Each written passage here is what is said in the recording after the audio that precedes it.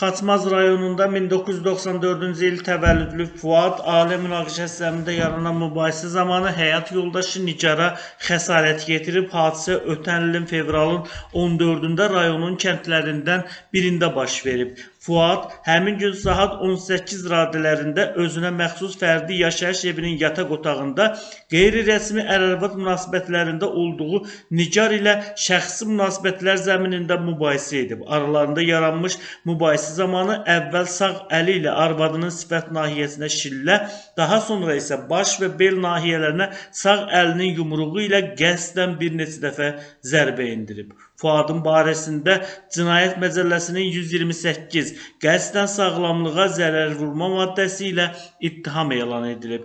İş üzrə ifadə verən Fuad ona elan olunmuş ittiham üzrə özünü təqsirli bilib. İfadəsində göstərib ki, anası və arvadı ilə eyni evdə yaşayırlar. Hazırki iş üzrə əməli törətdiyim gün Xaçmaz şəhərində yaşadığım evə gəldim. Anama sözüm olduğu üçün onun otağına daxil oldum. Bu zaman arvadım Nicar həmin otağa gəldi və məni anamın otağına olmağıma görə nalayiq ifadələrlə söydü.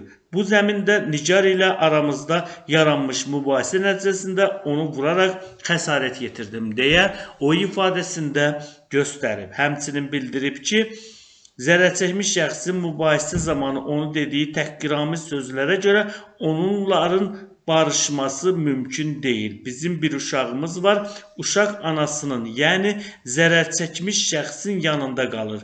Uşağın saxlanması üçün hazırda hər hansı bir köməklik etmirəm, lakin aliment tələb edərsə ödəyərəm deyə Fuad ifadəsində qeyd edib. Fuad ibtidai istinaq zamanı verdiyi ifadəsində isə göstərib ki, Xaçmaz rayonunun kəndində qeydiyyatda olmaqla ailəsi ilə birlikdə yaşayır. Subayam, heç bir yerdə işləmirəm. Nicarla 2023-cü ilin oktyabr ayında ailə həyatı qursam da rəsmi olaraq aramızda nikah bağlanmayıb. Birlikdə yaşadığımız dövr ərzində Sənan adlı övladımız dünyaya gəldi. Birlikdə yaşadığımız ilk gündən etibarən Nicar ilə yola getməmişəm, tez-tez aramızda mübahisələr yaşanıb.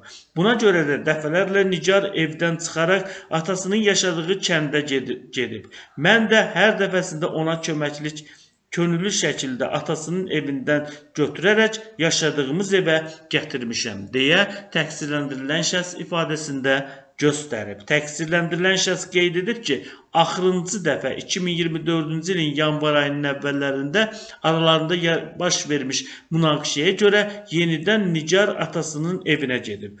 Həmin ilin iyul ayında isə könüllü olaraq evə gəldi. Həmin gündən etibarən də yenidən birlikdə yaşamağa başladıq. 2024-cü ilin yay aylarında evimə gəldikdən sonra isə heç bir daha Nicar atasının evinə getmədi. Ancaq yenə də aramızda söz-söhbət düşürdü deyə Fuad ifadəsində göstərib. Fuadın ifadəsinə görə 2025-ci ilin fevralın 14-də günorta saatlarında şəxsi işləri ilə əlaqədar Xaçmaz şəhərinə gəlib. Bu zaman da Xaçmaz şəhərində bir ədəd şüşə butulkada pivə içdim. Artıq evə gəldikdə saat 18 radələri olardı. Evə gəldikdən sonra isə yenidən Nicar ilə aramızda mübahisə yarandı. Mübahisənin də yaranmasına səbəb həmin ərəfədə mənim maddi vəziyyətimin yaxşı olmaması ilə bağlı idi. Buna görə də Nicara hədiyyə kimi aldığım telefonu ondan istədim ki, onu satıb özümə cib xərcliyi edim. Nicar isə telefonu verməkdən imtina etdi. Buna görə də aramızda mübahisə yarandı. Mübahisə zamanı məni nalayiq söyüşlərlə söyüb təhqir etməyə başladı. Nicarın məni söyməsindən əsəbləşdim. Onun üzərinə getdim. Sol əlim ilə saçından tutdum.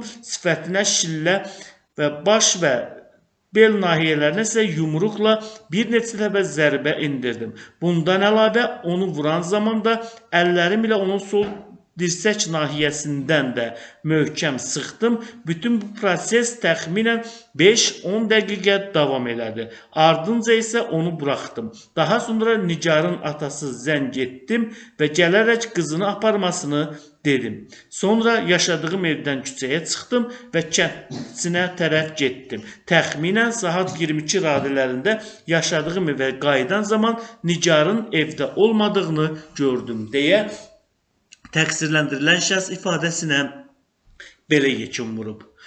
Xaçmaz rayon məhkəməsinin hökmü ilə Fuad 6 ay müddətinə azadlığın məhdudlaşdırılması cəzasına məhkum edilib. Təqsirlənən şəxsə cəza çəkdiyi müddət ərzində yaşayış yerini hər gün saat 23:00-dan növbəti gün saat 06:00-dək tərk etməsi, həmçinin bu müddətdə Xaçmaz rayonunun ərazi hüdudlarını tərk etməsi qadağan olunub. Bundan başqa ona elektron nəzarət vasitəsini gəzdirmək, həmin vasitənin işlək vəziyyətdə saxlanılması üçün ona xidmət etmək, müvafiq məhkəmə qərarı olmadan yaşayış yerini dəyişdirməmək, habelə cəzanın icrasına nəzarət edən orqanı iş və ya təhsil yerinin dəyişdirilməsi barədə əvvəlcədən məlumatlandırmaq vəzifələri tapşırılıb.